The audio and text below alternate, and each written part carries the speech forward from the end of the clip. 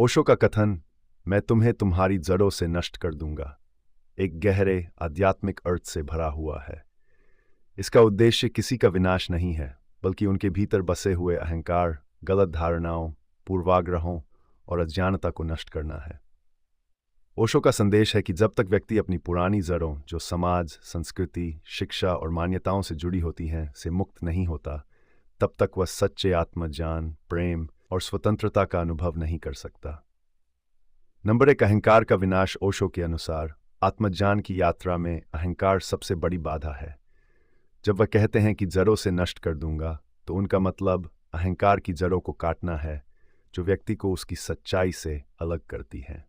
अहंकार ही वह जड़ है जो व्यक्ति को एक सीमित और संकीर्ण दृष्टिकोण में बांधती है।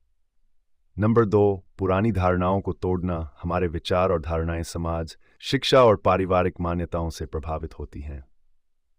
ओशो हमें इन जड़ों से मुक्त करना चाहते हैं ताकि हम खुद के वास्तविक स्वरूप को जान सकें। उनकी शिक्षा का उद्देश्य हमें परंपरागत धारणाओं और पूर्वाग्रहों से निकालना है। नंबर 3, मुक्ति का मार्ग। ओशो मानते हैं कि आत्मज्ञान की प्राप्ति तभी संभव है जब हम अपने पुराने विचारों और मान्यताओं से मुक्त हो जाएं। जड़ों को नष्ट करना आत्मा को शुद्धता की ओर ले जाने का मार्ग है। यह व्यक्ति को उसकी असली पहचान से जोड़ता है। नंबर 4, नवीनता का संचार। जड़ों का नाश नए विचारों, नई संभावनाओं और एक नई दृष्टि के संचार का प्रतीक है। पुराने विचारों और जड़ों के बंधन से मुक्त होकर ही हम कुछ नया अनुभव कर सकते हैं और नए तरीके से जीवन को देख सकते हैं। नंबर 5, पूर्ण स्वतंत्रता का अनुभव। जड़ों से जुड़ी मान्यताएं व्यक्ति को बांधती हैं और उसे पूर्ण स्वतंत्रता का अनुभव नहीं करने देती।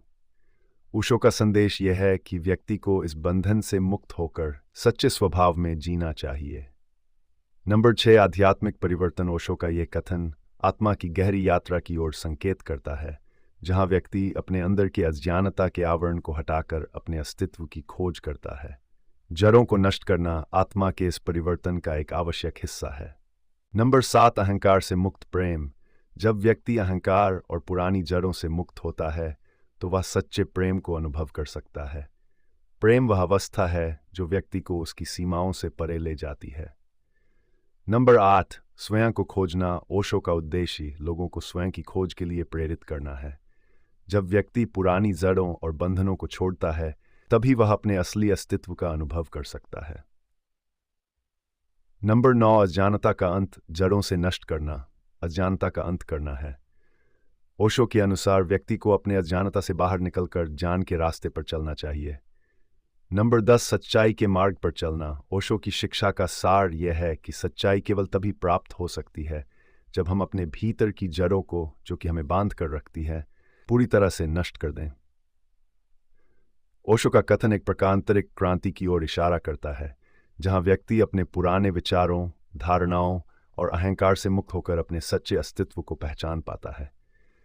यह विनाश किसी प्रकार का नकारात्मक संदेश नहीं, बल्कि एक सकारात्मक परिवर्तन की ओर प्रेरित करता है, जहां हम अपनी असलियत को पहचानते हैं और पूरी तरह से स्वतंत्र होकर जीते हैं।